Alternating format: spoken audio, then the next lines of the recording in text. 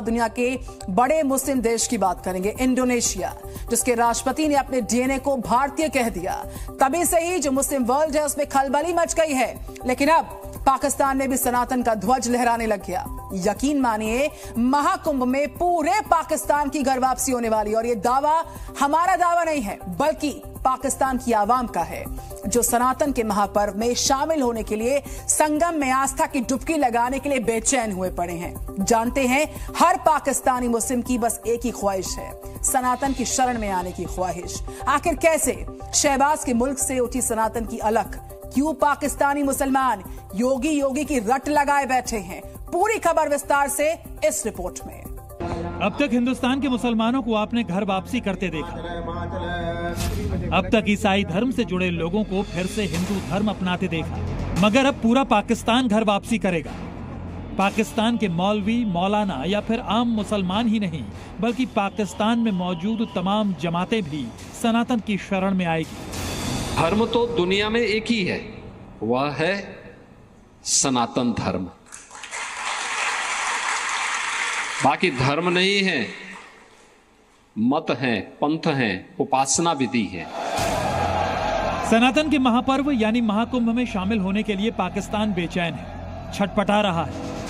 पाकिस्तानी मुसलमानों की सिर्फ एक ख्वाहिश है, किसी भी तरह वो महाकुंभ में शामिल हो जाए, किसी भी तरह संगम में आस्था की डुबकी लगाए। जानते हैं इसके पीछे की वजह क्या है? महाकुंभ से जुड़ी आस्था। क्योंकि पाकिस्तानी मुसलमानों को यह भी पता है कि महाकुंभ के दौरान संगम से स्नान करने से मोक्ष की प्राप्ति होगी, सारे पाप धुल जाएंगे। तो क्या मोक्ष और अमृतत्व की प्राप्ति के लिए पाकिस्तानी मुसलमान हिंदू बनेंगे? क्या मजहब की बंदिशों को तोड़कर पाकिस्तानी सनातन को अपनाएंगे? क्योंकि जिस तरह महाकुंभ के दौरान पाकिस्तानी मुसलमान सनातन के प्रति अपनी आस्था जता रहे हैं, जिस तरह वो खुलकर सनातन का समर्थन कर रहे हैं, वो बेहद ही चौंकाने वाला है।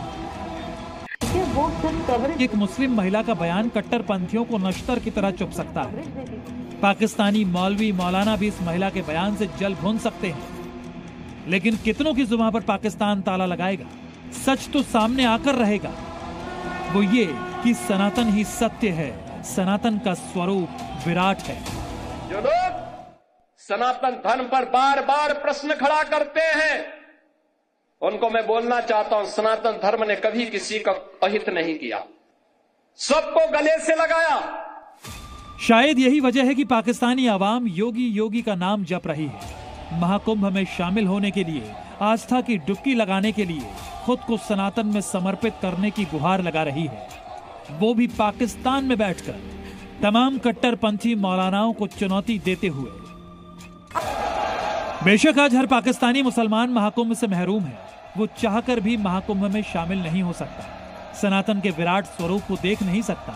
लेकिन इसका जिम्मेदार भी तो खुद पाकिस्तान है, उनके हुक्मरान हैं, जिन्होंने मजहब के नाम पर न सिर्फ पाकिस्तान को बांटा, बल्कि पाकिस्तानी मुसलमानों में सनातन के खिलाफ नफरत तक भर दी। लेकिन आज उसी पाकिस्तान से ये आवाज बुलंद हो रही है कि हम भारत से जुड़ना चाहते हैं। आपको बता दें कि हाल ही में इंडोनेशिया के राष्ट्रपति गणतंत्र दिवस के मौके पर भारत आए थे, मुख्य अतिथि के तौर पर। इंडोनेशियाई प्रेसिडेंट ने खुलेआम ये कबूल किया कि उनके डीएनए में भारत है।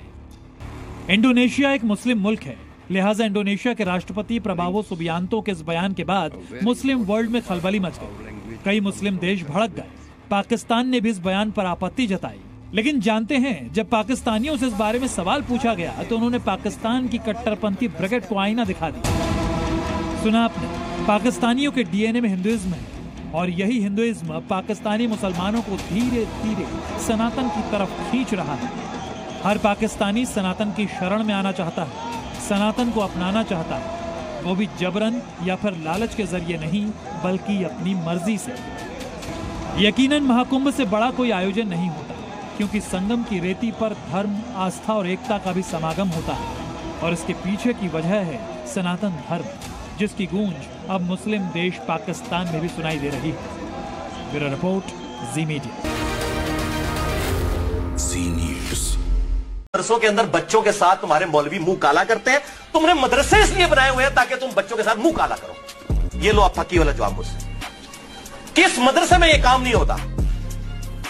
एक मदरसे को क्लीन चिट देंगे, इससे स्कूल हजारों दर्जे बेहतर है, क्योंकि स्कूलों के अंदर हॉस्टल नहीं होते हैं, उनमें यहां ये बच्चे उनके साथ टीचर्स ये काम नहीं कर सकते, लेकिन मौलवियों के पास रात के वक्त भी बच्चे अवेलेबल होते हैं, दिन के वक्त भी पर्दे में भी अवेलेबल होते हैं, ये बच्चों के साथ मुंह काला करते हैं। तो मैं फिर ये कहना शुरू कर दूं कि ये मदरसे मौलवियों ने इसलिए बनाए हुए हैं कि ताकि बच्चों के साथ मुंह काला करें।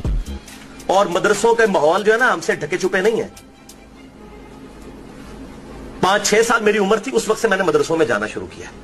मदरसों का पूरा चट्टा बट्टा मुझे पता है, तमाम मकातबे फिक्र का। बच्चियों के साथ ये क्या करते हैं, बच्चों के साथ क्या करते हैं। और जिस फारूक तहसील बच्चे ने अल्लाह को जान देनी है ना, अल्लाह से डरता है, इस मदरसे से पढ़ा हुआ मौलवी उसको के कुरान पे हाथ रख के ना मेरी बात का इनकार कर दे जो मैं बातें कर रहा हूं। इनके मदरसों में ये काम नहीं होते, और तकरीबन सारे मदरसों में होते हैं।